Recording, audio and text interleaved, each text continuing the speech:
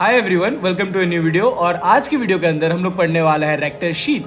तो चलिए इस ब्यूटीफुल से टॉपिक को स्टार्ट करते हैं। तो सबसे पहले आपको पता होना चाहिए कि रेक्टर शीट क्या होता है। सबसे पहले एक बहुत ज़्यादा इंपॉर्टेंट टॉपिक आपके आ जाता है as per your next exam and also for your university purposes. So चलिए इसको एक बार देख लेते हैं क्लियरली क्या होता क्या है रेक्टर शीट। सो सबसे पहले हम लोग आएंगे इंट्रोडक्शन पे। So introduction to rectus sheath. So rectus sheath is an aponeurotic sheet that encloses the rectus abdominis. तो मैं अगर आपको यहाँ पे अच्छे से दिखाऊं क्लियरली, तो यहाँ पे एक मसल होता है जो होता है rectus abdominis muscle. This is the rectus abdominis muscle जो कि 6 पैक्स जो हेल्प करता है आपको बनाने में, और यही कुछ सेगमेंट्स में पार्ट में रहता है और उन्हीं को कवर करता है आपका रेक्टर शीट। तो यहाँ पे मैं अगर आपको दिखाऊं तो ये रहा रेक्टस एब्डोमिनस मसल, इसी के ऊपर जो कवरिंग रहेगा उसी को हम लोग बोलेंगे रेक्टर शीट। सो ये एक एक्सटेंडिंग शीट है जो यहाँ से लेके यहाँ तक एक पतला सा फाइबर बनाते हुए आएगा और इसी को हम लोग बोलेंगे एपोन्यूरोटिक फाइबर। नाउ अब ये पता होता है कि आपको ये एंटीरियर एब्डोमिनल वॉल में रहेगा और साथ ही साथ ये दोनों साइड से अटैच होगा to the linea alba, the straight line over here. तो यहाँ पे आके ये अटैच हो जाएगा। So this is your rectus sheath. अब हम लोग पढ़ने वाले हैं कि इसका फॉर्मेशन होता कैसे है। So let's say we are taking a reference line over here. So the reference line is your arcuate line. Now arcuate line जो रहता है वो अम्बलाइकस और प्यूबिक सिम्फाइसिस से अगर मैं एक हॉरिजॉन्टल लाइन इस तरह से खींच दूं तो ये होता है आपका arcuate line. Now arcuate line के अबव और बिलो हम लोग इसका फॉर्मेशन देखने वाला है। सो सबसे पहले देखेंगे इसका formation above the arcuate line. Now arcuate line के ऊपर अगर मैं देखूं इस तरह से, अगर आप यहाँ पे देखें तो जो रेक्टस एब्डोमिनस मसल है इसके ऊपर आपका एक मसल रहेगा external oblique muscle. Now external oblique के 2 फाइबर होते हैं, एक एंटीरियर वाला और एक रहता है पोस्टीरियर वाला। तो एंटीरियर भी और पोस्टीरियर भी इसके ऊपर से ही फॉर्मेशन करके जाएंगे, मतलब इसके ऊपर से ये लोग गुजरेंगे इस तरह से। और नेक्स्ट वाला है आपका इंटरनल ऑब्लिक। नाउ इंटरनल में भी सेम, एंटीरियर एक है और पोस्टीरियर है। सो द एंटीरियर वन जो है वो ऊपर से इस तरह से जाएगा एंड जो पोस्टीरियर वाला है वो उसके पीछे तरफ से जाएगा। तो कुल मिला के अगर मैं बात करूँ तो फॉर्मेशन जो है above the arcuate line external oblique plus anterior fibre of internal oblique. So this is the very simple concept. Now जो लास्ट मसल यहाँ पे बचता है वो है ट्रांस एब्डोमिनस, जिसके एंटीरियर एंड पोस्टीरियर फाइबर दोनों इसके पोस्टीरियरली इसको क्रॉस करते हैं। तो अगर मैं बात करूँ एंटीरियरली जो एक्सटर्नल ऑब्लिक है plus anterior fibre of internal oblique, इसको बनाते हैं anterior side of the rectus abdominis muscle के ऊपर बनाते हैं आर्कुएट लाइन की जस्ट अबव। और अगर हम लोग पोस्टीरियर व्यू में देखें तो यहाँ पे ट्रांस एब्डोमिनस के both anterior plus posterior and internal oblique का बस पोस्टीरियर वाला फाइबर फॉर्मेशन करता है। So this is a very simple concept. अब यहाँ पे हम एक डायग्राम देख लेते हैं। तो ये है आपका रेक्टस एब्डोमिनस एंड आप देख सकते हैं लीनिया एल्बा पे ये सब अटैच हो रहा है। इसके ऊपर से आप देख सकते हैं एक्सटर्नल ऑब्लिक के दोनों फाइबर एंटीरियर एंड पोस्टीरियर पास करके जाते हैं और साथ ही साथ इंटरनल ऑब्लिक का बस जो एंटीरियर फाइबर है यहाँ पे आप देख सकते हैं उसको ऊपर से क्रॉस कर रहा है इस तरह से, और जो पोस्टीरियर फाइबर है वो नीचे से इसको क्रॉस कर रहा है, और ट्रांस एब्डोमिनस का दोनों जो कि एंटीरियर एंड पोस्टीरियर दोनों इसे क्रॉस कर रहे हैं। So this is the very simple concept of the formation of the rectus sheath above the arcuate line. अब हम लोग पढ़ने वाला है formation of the rectus sheath below the arcuate line. So below the arcuate line is very simple. तो यहाँ पे जो आपका मसल है जो कि रेक्टस एब्डोमिनस मसल, जितने भी 6 मसल मैंने आपको यहाँ पे दिखाए थे ये 6 मसल इसके ऊपर से चले जाता है, यानी कि ये सारे मसल अबव यानी कि एंटीरियर साइड से इसको कवर करेंगे। तो formation below the arcuate line is very simple. All the 6 muscle will pass above the rectus abdominis muscles and form the anterior side of the rectus sheath. So this is very simple concept. And जो posteriorly इसको cover करेगा आपका fascia ट्रांसवर्सलिस। तो let's see the diagram, और आप यहाँ पे diagram देख सकते हैं। जो यहाँ पे है रेक्टस एब्डोमिनस और यहाँ पे आपका linea alba and then external oblique, internal oblique, transversus abdominis सब इसके ऊपर से जा रहे हैं। आप देख सकते हैं यहाँ पे ये तीनों जो मसल्स हैं, टोटल 6 मसल्स जो है ऊपर से चले जाएंगे, यानी कि 3 मसल्स और उनके एंटीरियर एंड पोस्टीरियर, तो टोटल मिला के आपके 6 फाइबर्स बन जाएंगे। तो वो सारे इसके एंटीरियरली पास करेंगे और पोस्टीरियरली आपका बस एक ही चीज रहेगा, वो रहेगा आपका फेशिया ट्रांसवर्सलिस।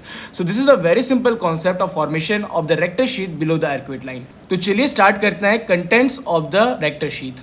तो यहाँ पे आ जाता है contents of the rectus sheath. So ये आपको बहुत इंपॉर्टेंट है। इसमें 2 मसल हैं, 2 आर्टरीज हैं, 2 वेन हैं और साथ ही साथ 6 नर्व्स हैं। जो आपके 2 मसल हैं वो हैं रेक्टस एब्डोमिनस एंड पिरामिडलिस।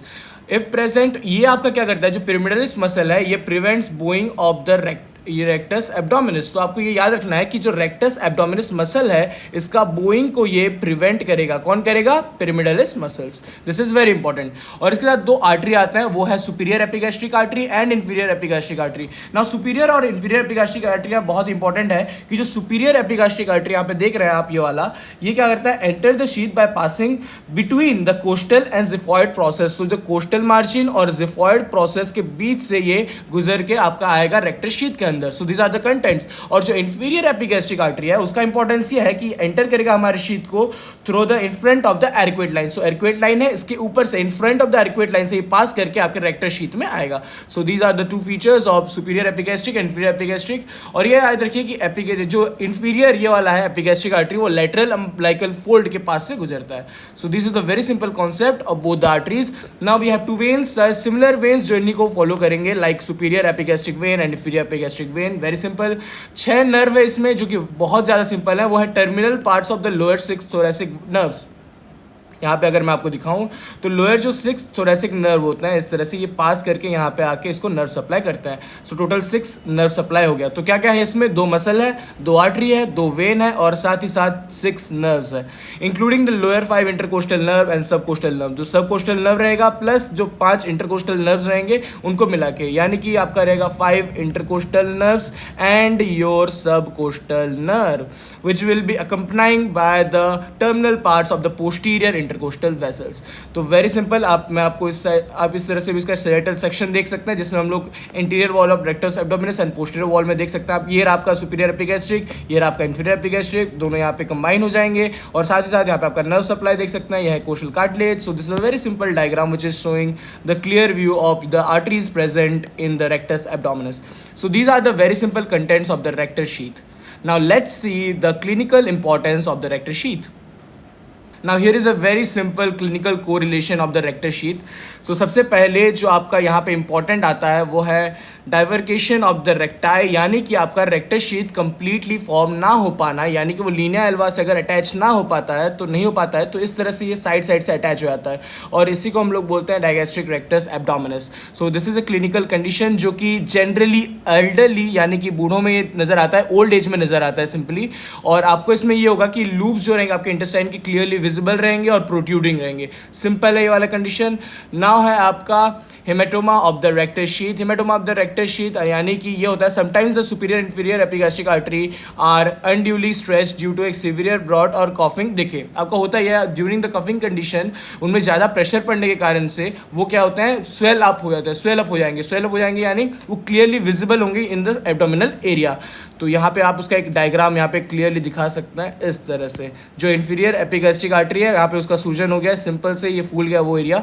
तो यही होता है आपका हेमेटोमा का कंडीशन। सो नेक्स्ट है आपका epigastric hernia. So epigastric hernia means something like protruding of the contents in the rectus sheath of the epigastric contents. जितने भी epigastric contents है अगर वो protrude कर रहे हैं अपने सेल से, बाहर निकल रहे हैं अपने टिश्यू से, then this is called as your epigastric hernia. And here is the condition in the abdominal region, and in here over you can see it is the abdominic or epigastric hernia.